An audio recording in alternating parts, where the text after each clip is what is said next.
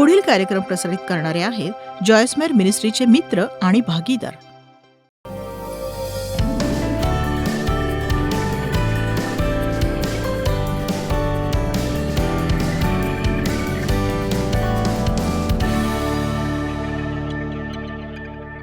दुसरे पेत्र अध्याय 2 वचन 7 आणि 8. हे वचन वाचताच ते माझ्या मनात रुजलं, कारण ते माझ्याशी संबंधित होतं. आणि अधर्मी लोकांच्या कामातूर वर्तनाने विटलेला नीतिमान लोट याची सुटका केली. तर इथे म्हटलंय की लोटाची देवाने सुटका केली तेव्हा तो अगदी विटला होता त्याच्या सभोवती राहणाऱ्या लोकांच्या कामातूर वर्तनाने. तो नीतिमान माणूस त्यांच्यामध्ये राहत होता तेव्हा त्यांची स्वैराचाराची कृत्ये पाहून व त्यांच्याविषयी ऐकून त्याचा नीतिमान जीव दिवसेंदिवस कासावीस होत होता. एक सांगू का, माझं मन या जगात मुळीच रमत नाही. मी सेवा करत नसते तेव्हा बराचसा वेळ मी एकांतात घालवते आणि जास्तीत जास्त वेळ मी घरीच असते आणि जे चाललंय त्यात काही स्वारस्य नाहीये आणि ही मोठी समस्या आहे. मी जिममध्ये काही दिवसापूर्वी व्यायाम करत होते आणि तिथे 2 वयस्कर सद्गृहस्थ होते. तर पहिली गोष्ट ही की मला असं वाटतं की वयस्कर लोकांनी नेहमी हसतमुख असावं, चिडखोर नव्हे. आणि मला असं दिसून आलं की ते तक्रार आणि कुरकुर करणारे आहेत. आणि मग त्यांच्यातील एक जण देवाचं नाव व्यर्थ घेऊन वाईट काहीतरी बोलायला लागला. आणि बघा, या गोष्टीने मी फार अस्वस्थ होऊन जाते आणि आपण सगळ्यांनीच अस्वस्थ व्हायला हवं याने. मग तिकडच्या साऊंड सिस्टीमवर संगीत सुरू झालं. ते विशिष्ट प्रकारचं संगीत होतं ज्यात अपशब्द होते आणि मी किंवा तुम्ही त्यामुळे अस्वस्थ होता. बघा, जर आपण अस्वस्थ झालो नाही ना, तर मग आपल्यात फार मोठा बिघाड झालाय. तुम्ही दुपारी जेवताना जर सगळेजण एखाद्याविषयी गॉसिप करत असतील तर तुम्हाला अस्वस्थ वाटायलाच हवं. जेव्हा मी काही सेवकांबरोबर जेवायला जाते आणि त्यांच्यापैकी एक सेवक दुसऱ्याविषयी काहीतरी बोलतो जे अयोग्य असतं, त्याने मी अस्वस्थ होते. अशा गोष्टी मला अस्वस्थ करतात. तुम्ही स्वतःला विचारा, तुम्ही अशा गोष्टीने अस्वस्थ होता की तुम्हाला बरं वाटतं? प्रभू आपल्याला स्वस्थ करण्यासाठी आला नाही. कित्येकदा तो आपल्याला अस्वस्थ करणाऱ्या परिस्थितीतून जाऊ देतो यासाठी की आपला प्रकाश अधिक प्रखर व्हावा. जेव्हा लोक मला म्हणतात की, "ओ सिस्टर जॉयस, मला दुसरी नोकरी मिळावी म्हणून प्रार्थना करा, माझ्या कामात मी एकटाच विश्वासणार आहे." मी म्हणते, मी नाही दुसऱ्या नोकरीसाठी प्रार्थना करणार. हे हास्यास्पद आहे. जर तुम्ही तिथे एकटेच विश्वासणारे असाल तर काम सोडायची काय गरज आहे? उलट तुम्ही त्याचा अभिमान बाळगा.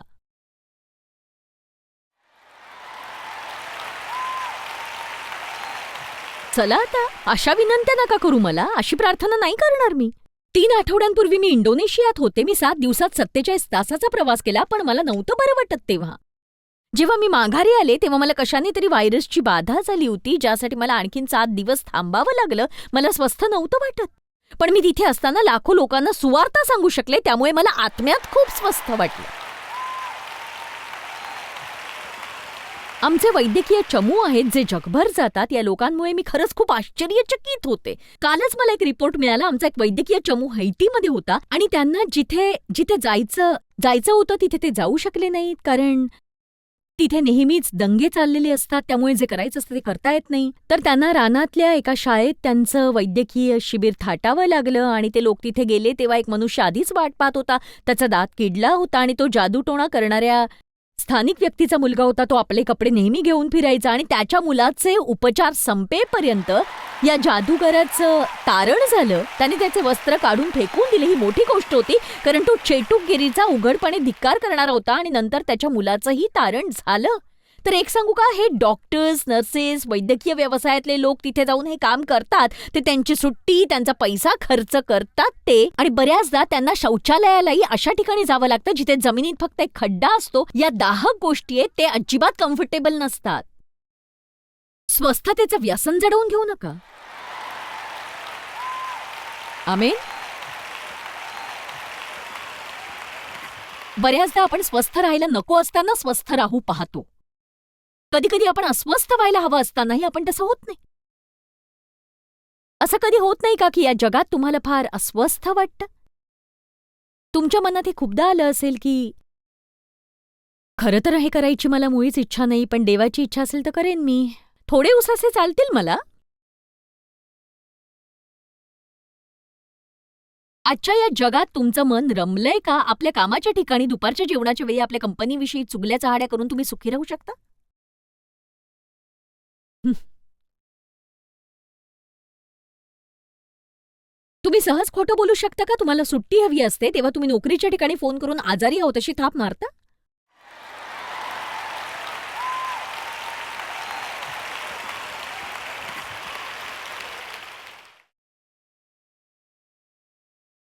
कामावर उशिरा गेल्यावर खोटं कारण सांगून तुम्ही निर्धास्त राहता का?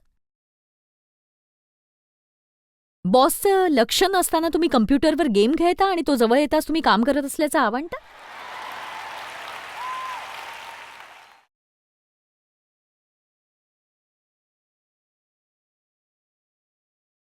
विवाहित असूनही तुम्ही दुसऱ्या कुणाशी शारीरिक संबंध ठेवून निर्धास्त राहता का?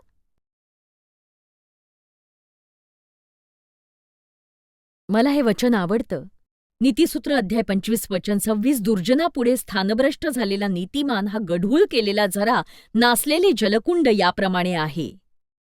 याचा अर्थ काय ठाऊक आहे? नीतिमान मनुष्य जेव्हा दुष्टासमोर आपलं सत्व राखत नाही तेव्हा तो फक्त एक डबका असतो.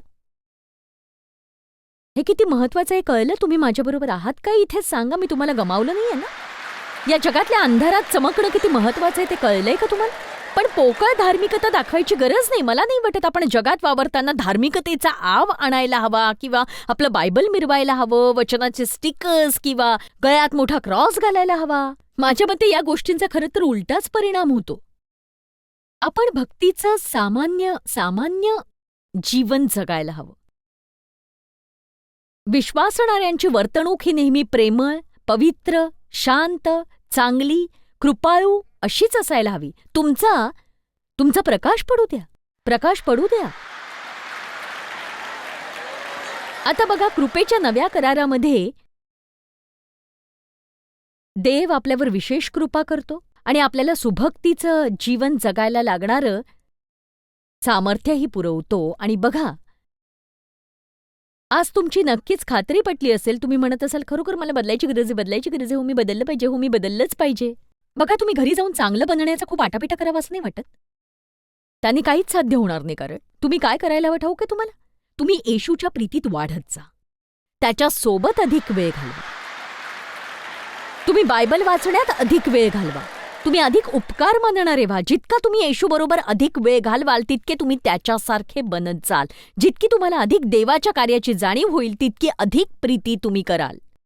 प्रभू म्हणाला की तुमची माझ्यावर प्रीती असेल तर तुम्ही माझ्या आज्ञा पाळाल. जर तुमच्यात आज्ञाभंगाचा स्वभाव असेल तर घरी जाऊन अधिक प्रयत्न करा. तुम्ही येशूवर अधिक प्रीती करा, अधिक उपकार माना त्याचे. जितकी तुम्ही त्याच्यावर अधिक प्रीती कराल तितकं तुमच्या जीवनातून स्वाभाविकरित्या जे चांगलं आहे तेच बाहेर येत राहील. हे लक्षात घ्या तुम्ही. आमीन. येशूवर प्रीती करा. बघा, पाच सोप्या मार्गांनी तुम्ही जगासाठी आदर्श बनू शकता. क्रमांक 1, स्थिर राहा. भावनांच्या द्वारे जीवन जगू नका. आत्तापर्यंत तुम्ही असं कधी केलंयत का सांगा? नीट ऐका. तुमच्यातील प्रत्येकाला देवाने कुठल्या तरी हेतूने कुठेतरी ठेवलेलं आहे. कित्येक वर्षांपूर्वी ही गोष्ट माझ्या लक्षात आली. देवानेच ती माझ्या लक्षात आणून दिली. तो म्हणाला, माझे लोक सर्वत्र आहेत. सर्वत्र आहेत. ते शाळेत आहेत, ते धान्याच्या दुकानात आहेत, ते प्रत्येक शॉपिंग सेंटरमध्ये आहेत, ते फॅक्टरीत आहेत, ते पुस्तकालयात आहेत, शेजारी पाजारी आहेत. म्हणजे आपण सर्वत्र आहोत. पण होतं काय? आपण मिसळू शकत नाही. हीच समस्या आहे. आपण लोकांमध्ये जाऊन त्यांच्यासारखं वागू शकत नाही आणि आपल्याला एक जमत नाही की सगळ्यांना असं खुश ठेवणं. आपण विचित्र आहोत किंवा आपण परके आहोत असं आपण वाटू देऊ शकत नाही. आपण त्यांच्यामध्ये मिसळू शकत नाही. मला नाही वाटत की आपण ते करायला हवं. आपला फरक हा दिसायलाच हवा. मला वाटतं आपण उठून दिसायला हवं, म्हणजे कुठल्या विचित्र धार्मिक पद्धतीने नव्हे, तर मला वाटतं जेव्हा तुम्ही स्टारबक्समध्ये रोज सकाळी कॉफी पिण्यासाठी 6 महिने जाता, तेव्हा तुम्ही इतर लोकांपेक्षा वेगळी व्यक्ती आहात हे तिथल्या लोकांना कळूनच यायला हवं. जर तुम्ही एक स्त्री असाल आणि तुम्ही नेल स्पा करायला जात असाल किंवा इतर कुठे काही करायला जात असाल आणि 4-5 महिने आणि वर्षभर गेल्यावरही तुम्ही वेगळे आहात हे लोकांना जर कळत नसेल, तर मग ते कठीण आहे बरं का. आपल्या संभाषणातून आपलं देवाबरोबरचं नातं दिसून यायला हवं. जेव्हा आपण देवाविषयी बोलतो तेव्हा आपण अचानक धार्मिक होता का म्हणे हो हो हो हो.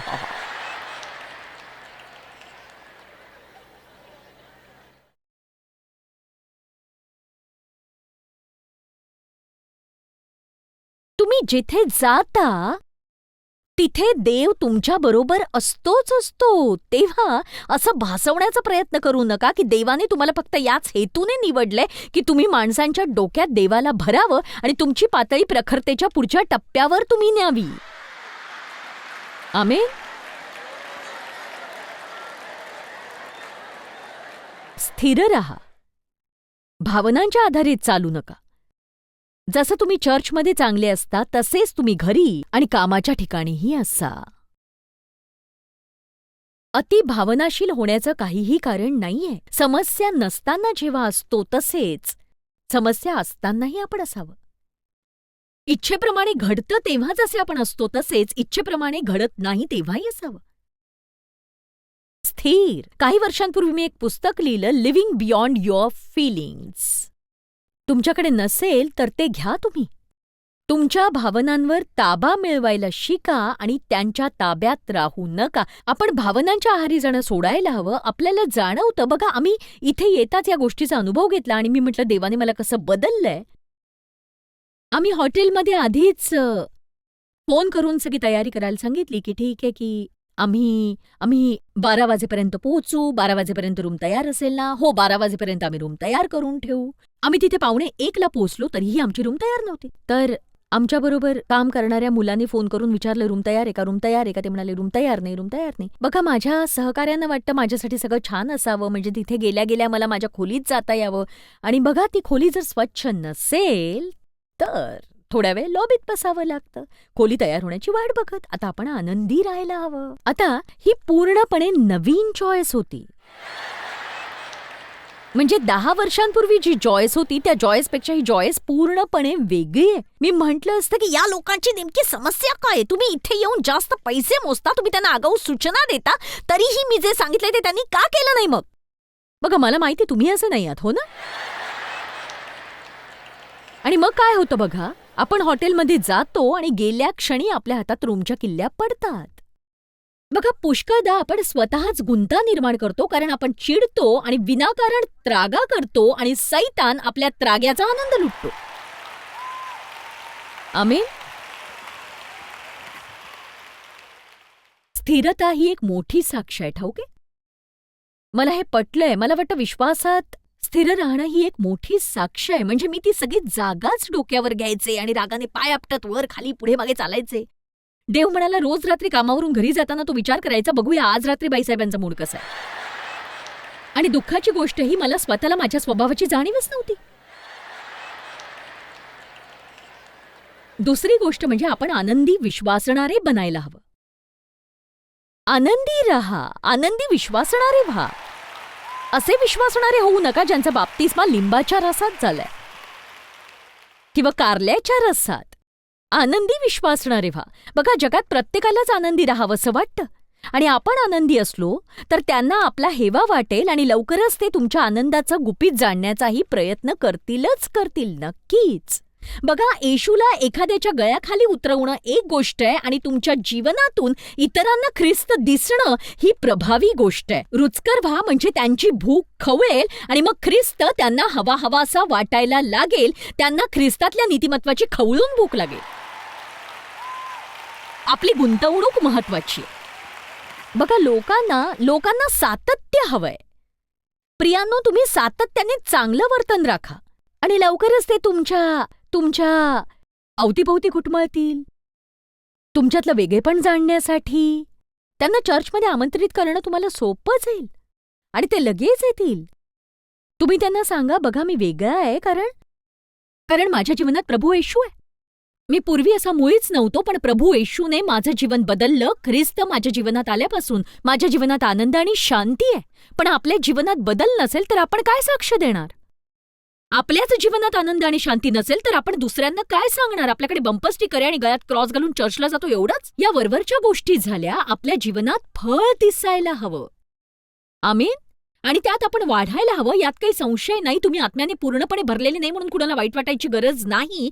पण आपण वाढण्याची आणि बदलण्याची इच्छा बाळगायला हवी. जेव्हा आपल्यात ती इच्छा असते तेव्हा बायबल म्हणतं, जे धार्मिकतेचे भुकेले व तान्हेले आहेत ते तृप्त केले जातील. आज मी विचारते, तुम्ही धार्मिकतेचे भुकेले आणि तान्हेले आहात का? तुम्हाला पावित्र्याची भूक आहे का?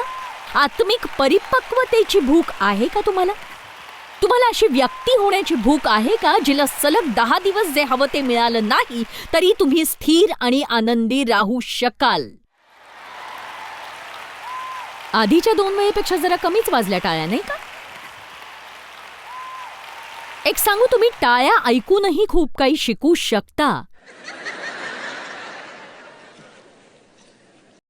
हो, आनंदी राहा, प्रभूमध्ये आनंद करा. पुन्हा म्हणेन, आनंद करा. प्रभूचा आनंद आमचे सामर्थ्य आहे. माझा पूर्ण विश्वास आहे की आपल्या कल्पनेपेक्षा अधिक गोष्टी या वचनामध्ये सामावलेल्या आहेत. प्रभूचा आनंद हा मंडळींचा आनंद नाही हे मी सांगू शकत नाही. नक्कीच आनंदी माणसाला हाताळणं फार कठीण असतं. हो,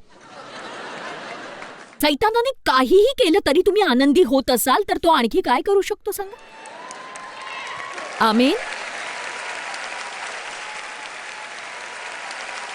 बघा, त्यामुळे आपण जगात जे काही चाललंय त्यात बुडू शकत नाही. तुम्ही इतरांसारखे होऊच शकत नाही. मत्तई 24 मध्ये शेवटच्या काळाच्या चिन्हांची दुसरी एक यादी आहे. युद्धे आणि युद्धांच्या अफवा आणि दुष्काळ, भूकंप वेगवेगळ्या भागात होतील. तुम्ही त्या तपासा, त्या सगळ्या इथे आहेत. बघा, म्हणजे यादी संपतच नाहीये. म्हणजे आम्ही सेवा कार्याद्वारे आपत्ती निवारण करतो आणि एका आपत्तीतून लोकांना पूर्णपणे बाहेर काढत नाही, तोच दुसरी आपत्ती येऊन धडकते. म्हणजे हे सातत्याने चाललंय संपूर्ण जगभर. पण एक सांगू, मत्तई 24 मध्ये शेवटच्या काळाची फक्त एवढीच लक्षणं नाहीयेत. यासोबत दुसरीही आहेत की पुष्कळ लोक अडखळतील आणि ठोकर खातील आणि पडतील.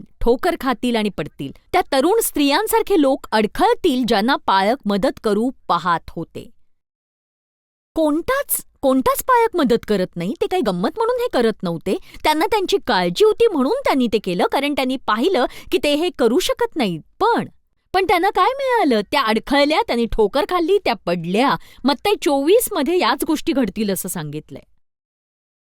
तुम्ही अशा प्रकारच्या व्यक्ती बनू नका. जेव्हा तुमच्या अधिकारपदाच्या व्यक्तीकडून सुधारणूक होईल तेव्हा तुम्ही म्हणाल, मला हे पटलं नाही, मला या गोष्टीची काही गरज नाही. स्वतःला काय समजतो हा माणूस? तुमची वृत्ती एवढी नम्र असायला हवी की तुम्ही म्हणायला हवं, प्रभू माझ्याद्वारे कार्य करण्यासाठी मी हे ऐकावं. असं तर तू करत नाहीयेस. आमेन. प्रत्येकाच्या जीवनात दुर्लक्षित ठिकाणं असतात. जसं तुमच्या कारच्या बाजूच्या आरशामध्ये काही भाग तुम्हाला दिसत नाही, तशा आपल्या जीवनात दुर्लक्षित गोष्टी असतात. काही गोष्टी आपण पाहूच शकत नाही, पण ते इतरांना व्यवस्थित दिसू शकतात आणि ते आपल्यावरच्या प्रीतीपोटी आपल्याला त्या सांगत असतात, ज्यामुळे आपल्या जीवनाचा बचाव होतो किंवा आपल्या विवाहाचा बचाव होतो, जर आपल्यामध्ये ऐकण्या एवढी नम्रता असेल तरच. उत्तरदायित्वाविषयी काय? आपण जबाबदार असावं.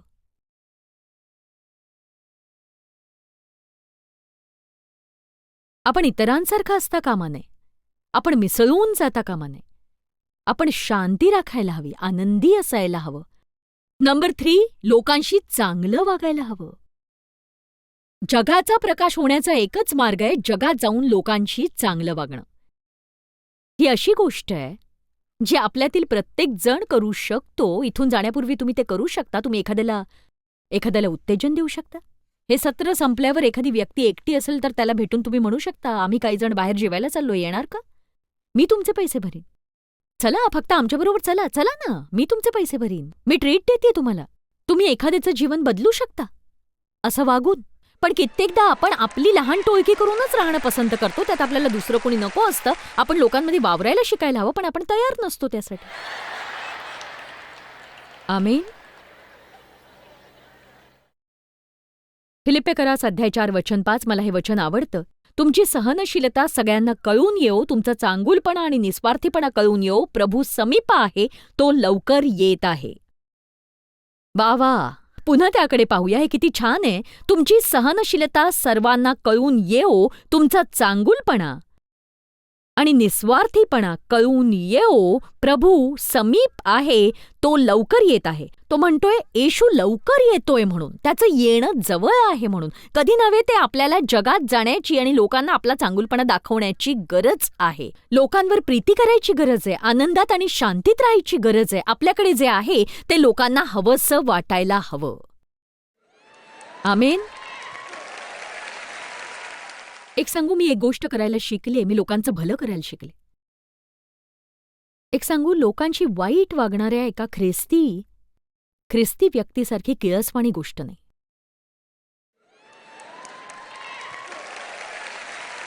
हे सांगण्यासाठी आणखी सोपी भाषा नाहीये माझ्याकडे. प्रेषित अध्याय 10 वचन 38. नासोरी येशूला देवाने पवित्र आत्म्याचा आणि सामर्थ्याचा अभिषेक केला. तो सत्कर्मे करीत व सैतानाच्या सत्तेखाली असलेल्या सर्वांना बरे करीत फिरला, कारण देव त्याच्याबरोबर होता.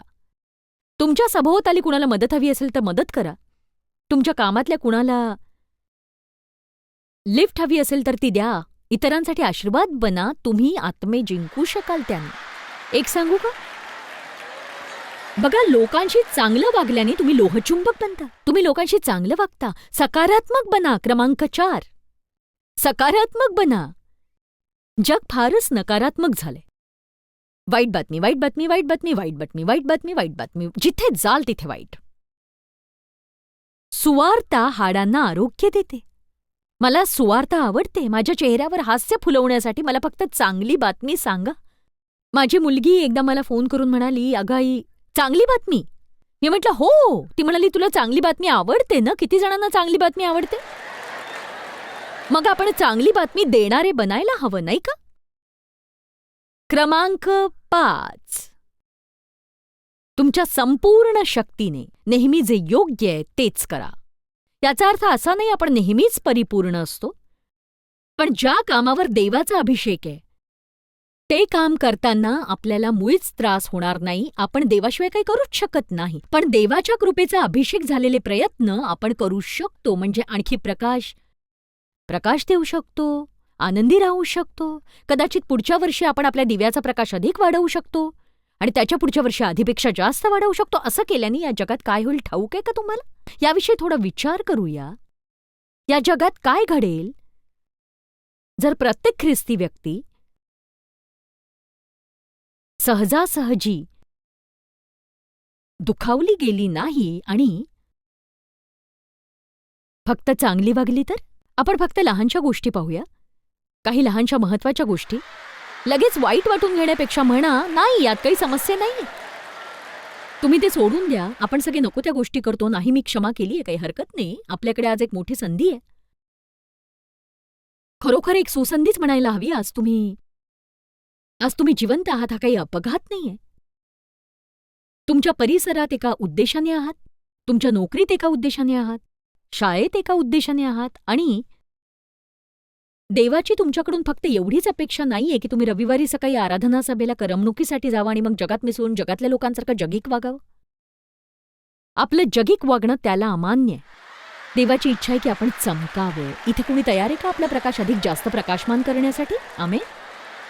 1% का होईना, पण आपला प्रकाश वाढवा तुम्ही.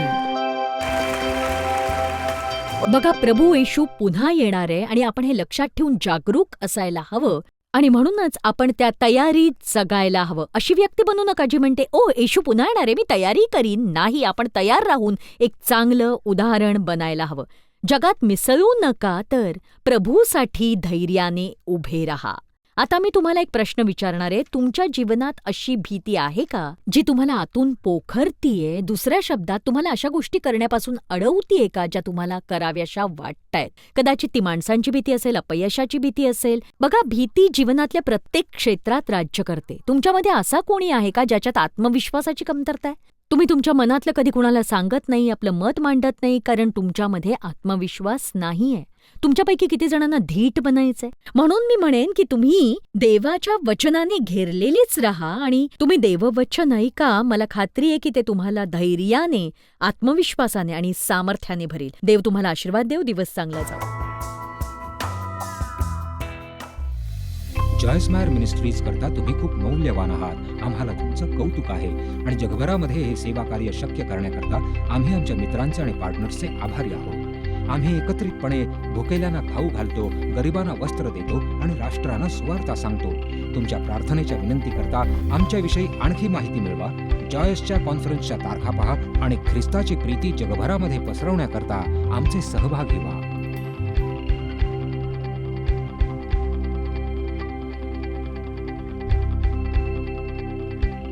याचा सर्व खर्च जॉयस्मायर मिनिस्ट्रीचे मित्र आणि भागीदार करत आहेत.